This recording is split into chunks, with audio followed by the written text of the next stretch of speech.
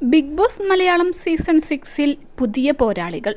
Big boss വീട്ടിലേക്ക് wild card എൻട്രിയായി ഇത്തവണ എത്തുന്നത് 6 പേരാണ്.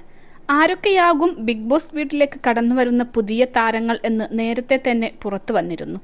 സീക്രട്ട് ഏജന്റ് സായി കൃഷ്ണ, നന്ദന, അഭിഷേക് ജയദീപ്, അഭിഷേക് ശ്രീകുമാർ, പൂജ കൃഷ്ണ, DJ സെബിൻ എന്നിവരാണ് പുതിയ മത്സരാർത്ഥികൾ.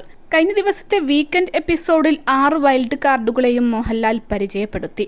അതേസമയം ഇന്നാണ് അവർ ബിഗ് ബോസ് വീട്ടിലേക്ക് പ്രവേശിക്കുക. 6 പേരിൽ ആദ്യ കാഴ്ചയിൽ തന്നെ ചർച്ചയായി മാറിയിരിക്കുകയാണ് നന്ദന. തൃശൂർ സ്വദേശിയായ നന്ദന കോമണറാണ്. താരത്തിന്റെ വാക്കുകൾ ചർച്ചയായി മാറിയിരിക്കുകയാണ്. നന്നായി സംസാരിക്കുന്ന നന്ദന തന്റെ ടാർഗറ്റായി പറയുന്നത് ജാസ്മിനെയും ഗബ്രിയെയുമാണ്. അവരുടെ കളി തന്റെ അടുത്ത് നടക്കില്ലെന്നും താൻ പിടിച്ച് പുറത്താക്കുമെന്നുമാണ് നന്ദന പറയുന്നത്. താരം അകത്തേക്ക് പോകും മുൻപേ ഏഷ്യാനെറ്റിനോട് പറഞ്ഞ വാക്കുകളും ചർച്ചയാവുകയാണ്. +2 ഡിഗ്രി കഴിഞ്ഞവർക്ക് വേൾഡ്സ് ഫസ്റ്റ് AR/VR ക്ലാസ് റൂമിലൂടെ സ്മാർട്ട് ഫോൺ എഞ്ചിനീയർ ആവാം. കൂടുതൽ അറിയാൻ വിളിക്കൂ ബ്രിഡ്കോ ആൻഡ് ബ്രിഡ്കോ.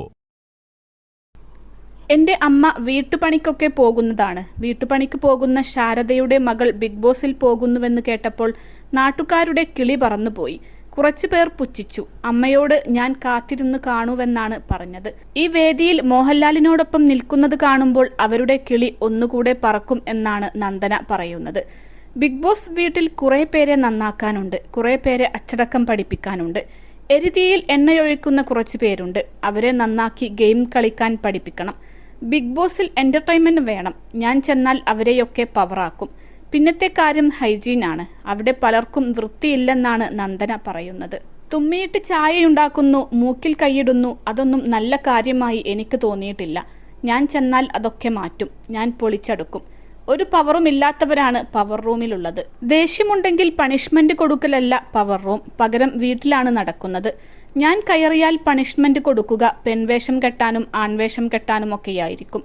ഞാൻ കയറിയാൽ പവർ റൂം പൊളിച്ചെടുക്കും എന്നും നന്ദന പറയുന്നു. എന്റെ വീട്ടുകാരെ വല്ലതും പറഞ്ഞാൽ നന്ദന കയറി മേയും. നാക്കുകൊണ്ട് നന്നായി മേയുന്ന ആളാണ് നന്ദന. അവർക്കത് മനസ്സിലാകും.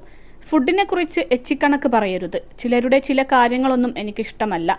കൈ പിടിച്ചിരിക്കലും കെട്ടിപ്പിടിക്കലും ഒന്നും എനിക്കിഷ്ടമല്ല. അതൊക്കെ മാറ്റും. ഞാൻ പരമാവധി പറയും. നാണമില്ലെങ്കിൽ പിന്നെയും തുടർന്നോട്ടെ അവർ. എരുതിയിൽ എണ്ണ ഒഴിക്കേണ്ട.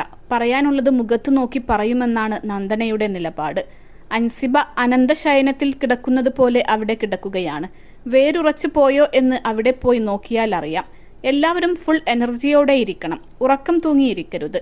മോഹൻലാൽ പറഞ്ഞിട്ടും കേൾക്കുന്നില്ല. ഞാൻ കയറിയാൽ പൊളിച്ചെടുക്കും. കപ്പും കൊണ്ടേ വരൂ എന്നും നന്ദന പറയുന്നു. സോഷ്യൽ മീഡിയയിൽ ചർച്ചയായി മാറിയിരിക്കുകയാണ് നന്ദന. 3 ലക്ഷത്തോളം സന്തുഷ്ടരായ ഉപഭോക്താക്കളും 2 ലക്ഷത്തോളം തിമിര ശസ്ത്രക്രിയകളും പൂർത്തിയാക്കിയ മലബാറിലെ ഏക കണ്ണാശുപത്രി അൽ സലാമ ഹൈ ഹോസ്പിറ്റൽ റോഡ്, പെരിന്തൽമണ്ണ.